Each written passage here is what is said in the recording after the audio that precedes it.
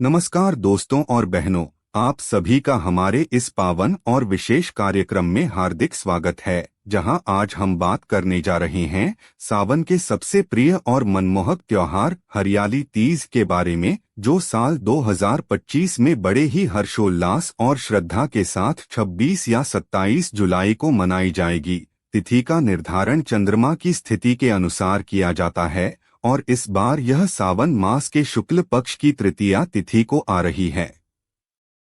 हरियाली तीज का नाम सुनते ही मन में हरियाली से लिपटे वृक्ष, सावन की फुहारें, झूलों की मीठी झंकार और सुहागिन महिलाओं के सजेधजे स्वरूप की छवि उमड़ आती है। यह त्योहार विशेष रूप से विवाहित और अविवाहित महिलाओं के लिए अत्यंत महत्वपूर्ण होता है, क्योंकि इसे माता पार्वती और भगवान शिव के दिव्य मिलन की स्मृति में मनाया जाता है। पौराणिक कथा के अनुसार माता पार्वती ने भगवान शिव को पाने के लिए कई जन्मों तक कठोर तप किया और उनके 108 जन्मों के तप के बाद ही भगवान शिव ने उन्हें अपनी अर्धांगिनी के रूप में स्वीकार किया। सावन मास की शुक्ल तृतीया के दिन उनका यह पवित्र मिलन हुआ और तभी से यह तिथि हरियाली तीज के रूप में मनाई जाती है। इस दिन विवाहित महिलाएं अपने पति की लंबी आयु और वैवाहिक सुख समृद्धि के लिए व्रत रखती हैं, वहीं अविवाहित कन्याएं अच्छे और योग्य वर की प्राप्ति के लिए यह व्रत करती हैं।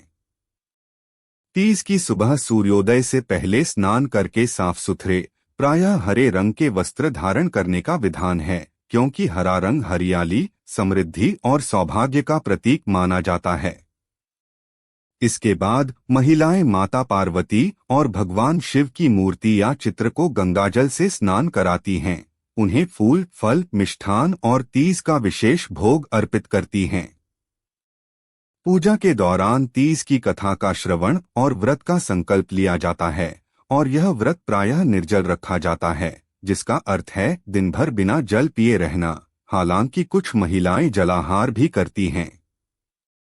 पूजा के समय बेलपत्र, धतूरा, चंदन और अक्षत भगवान शिव को अर्पित किए जाते हैं, जबकि माता पार्वती को लाल सिंदूर, चूड़ियां, बिंदी, मेहंदी और सुहाग का संपूर्ण श्रृंगार चढ़ाया जाता है।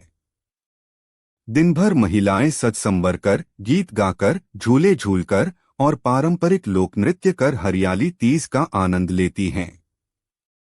सावन के इस महीने में जब चारों ओर पेड़ों पर नई कोंपलें फूटती हैं, बादलों की गड़गड़ाहट और बूंदाबांदी से धरती महक उठती है, तब तीज का त्योहार मानो प्रकृति और संस्कृति का संगम बन जाता है। कई जगहों पर तीज मेले लगते हैं, जहां लोकगीत, नृत्य, मिठाइयों की दुकानें और पारंपरिक आभूषणों की रौनक देखते ही बनती है। तीज के दिन सुहाग की सामग्री जैसे लाल चुनरी, चूड़ी, सिंदूर, काजल, कंघी और मेहंदी का दान विशेष फलदायी माना जाता है और धार्मिक मान्यता है कि इससे दाम्पत्य जीवन में स्थिरता और प्रेम बढ़ता है। अगले दिन प्रातः कथा और पूजा के पश्चात व्रत का पारण किया जाता है, जिसमें प्रसाद ग्रहण कर उपवास का समापन होता है। इस अवसर पर कुछ खास उपाय भी किए जाते हैं, जैसे तुलसी के पौधे को जल चढ़ाना, शिवलिंग पर बेलपत्र और गंगाजल अर्पित करना, गरीबों को भोजन कराना और कन्याओं को वस्त्र व भोजन दान करना, जिन्हें करने से जीवन में सुख, शांति और समृद्धि आती है। तीज से जुड़ी एक और पौराणिक कथा है, जिसमें कहा गया है कि इस दिन माता पार्वती अपने मायके जाती हैं और सहेलियों के साथ झूला झूलती हैं, सावन के गीत गाती हैं और अपनी खुशी का इजहार करती हैं। इसलिए इस दिन विवाहित महिलाएं अपने मायके जाकर यह पर्व मनाती हैं।